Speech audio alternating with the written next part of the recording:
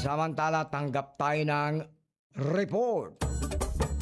GCash nagdagdag ng security tools para sa mas protektadong accounts. Magdedetalye ang ating Chief Correspondent Donna Dominguez Cargulo.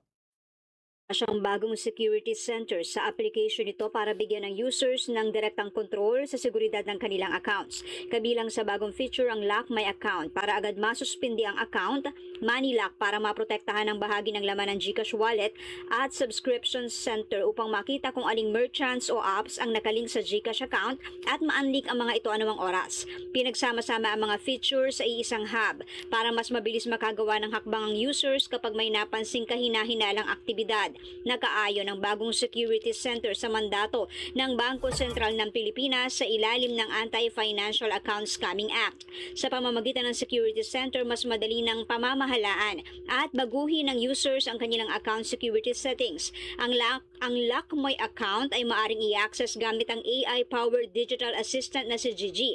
Maaring agad i-freeze ng user ang account nila at harangin ang lahat ng outgoing transaction. Para muling ma-access ang account, kailangan magsumite ng request sa pamamagitan ni Gigi at dumaan sa enhanced authentication process, kabilang na ang double safe multi-factor authentication at iba pang verifikasyon. Yan ang ratsyada ng Buena Manong Balita. Mula sa Maynila, ako si Donna Dominguez nag-uulat sa Infinite Radio 24, Iba. Basta balita sa Infinite Radio, walang kawala. Iba.